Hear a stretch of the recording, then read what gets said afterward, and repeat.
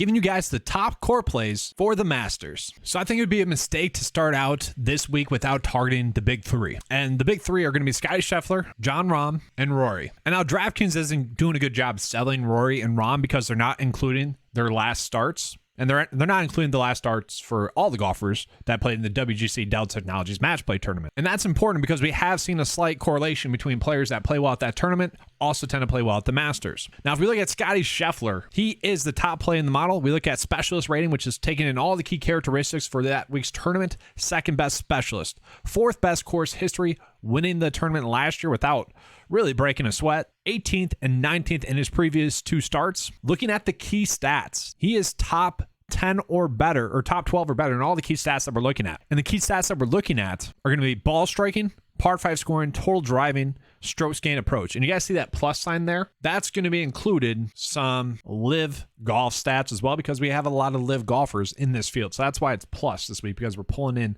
partially less reliable data from live golf. Then we're also looking at strokes gained differential, strokes gained tee to green, strokes gained around the green. We're kind of just looking for the general good golfer. So those are other key stats I'm looking at as well. And we can see Scotty has simply been dominating. 4th place finish at the Dell Match Play Tournament, really should have got to the championship. And given how Cameron Young played in the Dell Technologies Match Play Tournament, could have won. He missed a kind of gimme putt against one of his good friends, Sam Burns. And to me, I kind of read into that a little bit. I feel like if it was any other golfer besides Sam Burns, he probably makes that putt and win then. But just tremendous course history. Tough to argue against Scotty Scheffler this week. I think he is the top pay at play. Now, if he becomes too chalky, we can also go with Jon Rahm. Jon Rahm withdrew from a tournament at the Players' Championship and then didn't really advance out of the Match Play Tournament. Had a tough draw. Okay, he played well. I think if he is lower owned than Scotty and Rory by a decent amount, we are targeting him. And then looking at Rory as well. Rory has tremendous course history, 1 miscut, and he has been someone that has been getting a lot of practice rounds in at Augusta. He looked dominant at the WGC Dell Match Play Tournament. He also kind of gave away playing in the championship. Cameron Young definitely won it, but Rory also kind of gave it away. The thing is, Rory was finally driving it well. If he is driving it as well as he currently is, he's going to be tough to beat.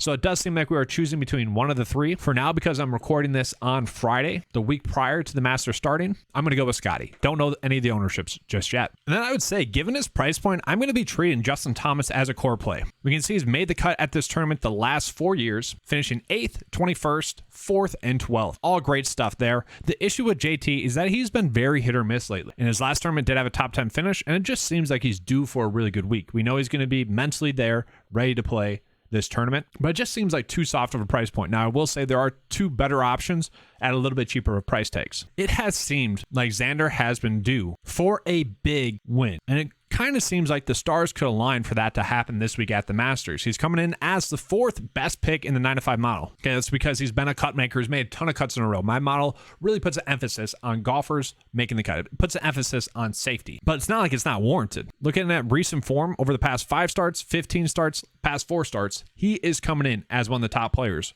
in that regard. Looking at specialists, once again, specialists is looking at all the key characteristics for the tournament. Longer track, the green types, the fairway length, the rough length, the green sizes, the course designer, the location. We're pulling in all that stuff. The style of course. 5th best specialist in the field. Now, every season there's one player that has a random miscut at the Masters. Augusta is a challenging course. If you don't have your A game, or if you just really mess up on one hole, you're not making the cut. And I think it's more of a mental thing as well. Like, you don't have it together. You kind of blew a great opportunity. That to me is kind of what it seemed like happened to Xander last year. Prior to that, 3rd, 17th, 2nd. So really the only worry that we have with Xander is going to be that miscut last year. He just is coming in off of a 5th place finish at the Dell Match Play Tournament. That is a long, grinded out type of event. And he nearly beat Rory as well. Very thin margins for Rory last week. And I think if he beats Rory there, everyone is just jumping on Xander. This is definitely too cheap of a price tag for him. It's easy to see that. He is someone we need to be going out of our way to play. And he has 0 missed cuts this season. Now, they're calling this a cut he withdrew because of an injury. Since then, he's been fine. And then if we're going with a fair and balanced approach, it's going to be tough not to love Tony Finau. Like, you could easily start a build out with Xander, JT, and Tony Finau and feel great about it. Finau has tremendous course history, and we'll never forget the Masters moment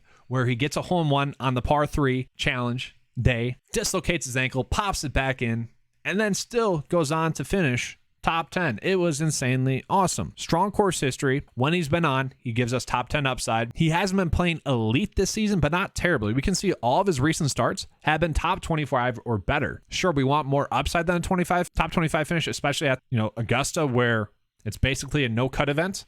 We need more upside than that. But because of that, Tony Finau is coming in as a great play. Third best specialist, recent form-wise, spectacular. And why is he getting the bump over someone like Xander? Because he hasn't missed a cut here in the last 4 years. And really, these two golfers, we could definitely see the storylines happening for Xander and Tony to take it down to win the Masters. It'd be kind of like Hideki, where it's just long overdue. And just for what it's worth, I am kind of considering Victor Hovland as an honorable mention core play. I would say if we are doing a fair and balanced build this week, and to me, that'd be something like this: JT and then Hovland, and we still have a decent amount of salary left over. That would be what I'm looking to do. That'd be how I'm using Hovland. Because if we look at it, he has been playing some, pretty strong golf, really, besides the Dell Technologies match play tournament, has been playing some solid golf. He is a solid golfer through and through.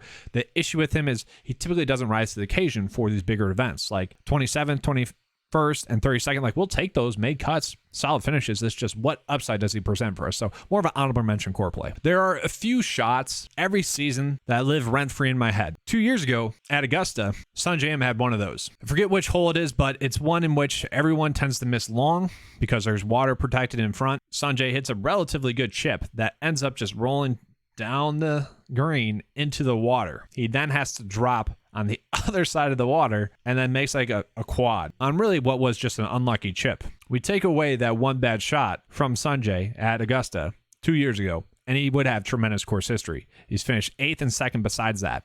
He is kind of an ideal player for Augusta. He's a player that typically can put the golf ball where he wants to. Now, he has been struggling a little bit recently, but the fact that he finished 17th at the WGC Dell Technologies Match Play Tournament and then 6th in his most recent starts, he's been trending in the right direction. And so to me, given the price tag of 8.1, that simply seems way too cheap for someone like Sanjay M. And so once again, if we're doing the fair and balanced approach, maybe we can't get to JT, and then maybe we just go with Sanjay M instead. And then lastly, it's going to be tough not to love Corey Connors. Now, as I'm recording this, Corey Connors is currently in the lead at the Valero Texas Open. We could see his ownership really spike up because of that, and then we might have to fade. But Connors has tremendous course history here. 8th, 6th, 10th, 46th, tremendous stuff there. Key stat-wise, could be a little bit better, been a little bit hit or miss. I would love to see him be a little bit better, and who knows, after this week, after the Valero Texas Open, those stats could change. This data is all subject to change. I should make that very clear, because the last event for golfers is typically the most crucial. And we have seen Corey Connors be a little bit hit or miss. That's my worry. But given the price tag, given his great course history, he's going to be well worth the risk, I would say. The upside is certainly there. He's kind of an ideal player for this type of tournament. Course, not tournament, course. And then lastly, it's going to be tough not to like Siwoo Kim, given the price tag of 7.4.